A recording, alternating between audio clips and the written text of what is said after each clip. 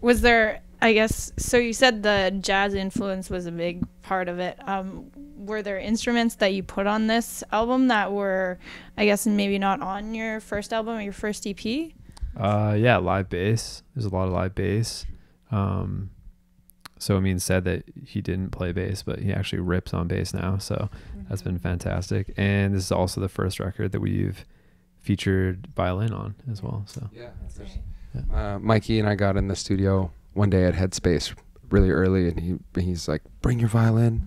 And then we spent, how long did that take? That was like the whole session, I think. Oh yeah, that was a few sessions, I think. Yeah, we spent there learning how to track or like learning how to track real violin was an experience. Yeah. And lots of found sounds too, specifically from Montreal. Oh yeah, I had a field recorder with me pretty much everywhere that we went in Montreal, and I tried to use as many found sounds from like walking up and down the stairs into our apartment, or like the birds chirping outside on a sunny day, or the metro going by, and it's like little ambiances and like memoirs from the airplane we flew in on. Oh yeah, all that kind of stuff. Okay. Yeah. What's it like, I guess, incorporating those songs into what you've made of your soundscape, I guess? I'm sorry? Like incorporating the found sounds into, I guess, more of like the electronic and like a violin and bass, that kind of thing.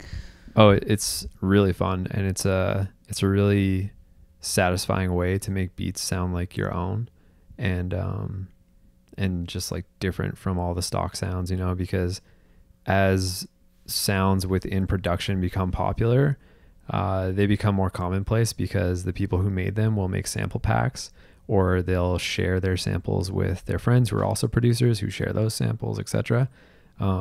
So recording your own samples is a really good way to stay fresh. Mm-hmm. Yeah. Adds uniqueness and kind of this organic element that people can relate to, which is a nice change from, like you said, a lot of just the sample sounds.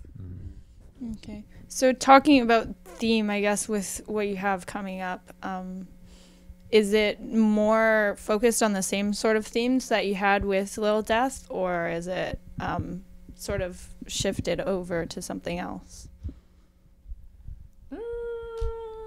It's definitely some similar themes, but it's more, it's like a multitude of perspectives against central themes instead of, I don't know.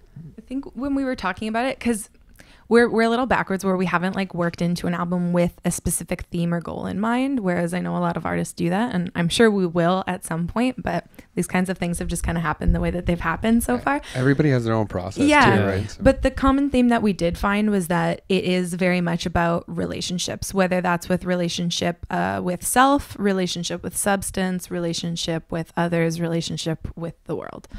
So I would say that it's about relationships. Mm-hmm. It's a great overarching theme.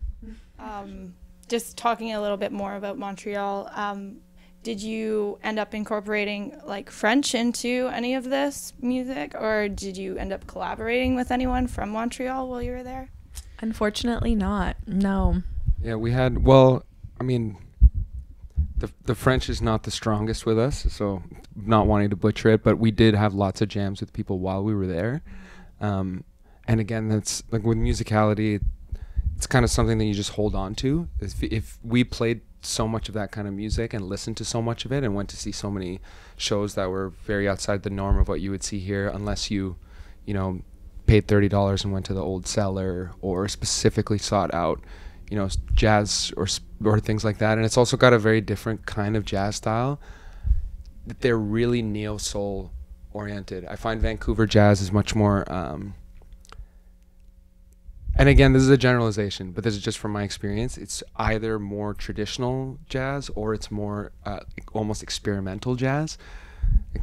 Really interesting noisiness and sounds and rhythms. And then I found that Montreal was just, people are really into R&B and really neo-soul. And I think it's also because of the demographic of people that are there.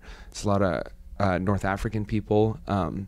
So a lot of people who like came from the scene, for example, in Toronto and just wanted to move there because they enjoyed the jazz element. So it's got a lot of like hip hop culture and a lot of R&B culture. So So I guess coming up, what's next for you guys? You said that you have like an EP coming out. What's like a time frame? What do you see at the end of 2018, I guess? Definitely an EP will be out by the end of year. Specifics around the dates are always hard to do. But yeah, very soon. Working as hard as we can to get a new single out the door. Okay. Do you have a title or anything, or? Yeah, the first single that we're gonna release is called "Miss You Hate You." Miss you, hate you. Okay. And what's the, I guess, the theme going in with that? "Miss You Hate You" is a very personal song that I actually wrote about my love-hate relationship with sobriety. It's been about 2.5 years now since I've had a drink, and it is about that. Very love-hate relationship. What, I guess, made you comfortable with taking this step to write about something like that and be able to put it out? To be honest, I don't even think it was really a choice. I think that it had to happen for me at some point. It is a very big part of my life. And again, going with what I was saying earlier about opening myself up so that we can have deeper and more meaningful connections with people.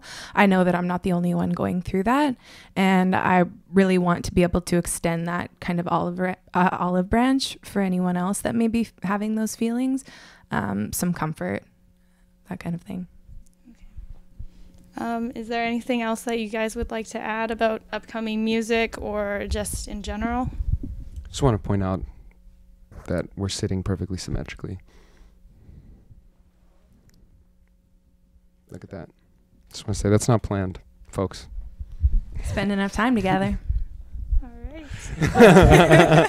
No, nothing in particular. We're playing Shambhala, The Grove. We're really excited about that. Other than that, oh, did I sneak out? Did I sneak too far out? No, you're My fine. bad. Is there any plans for you guys to, I guess, take this outside of Canada yet, or is it? World domination. That's a great plan. We just started working with some. We just recently started working with some management, which we're really happy about. And the plan is to start playing as much as possible along the west coast of the States, and then get ourselves over to Toronto and hopefully play some shows and like a little mini tour along the East Coast. When we were at South by Southwest, we met a couple show bookers from Miami area, and we also met some from Washington, D.C. area where my family lives. So the idea is to play in the States as much as possible. World domination. Same thing we do every day, Pinky. All right. Well, thanks so much for your time, guys. Yeah, thank you so Thank much. you. Thank you. FaceCulture. Mm-hmm.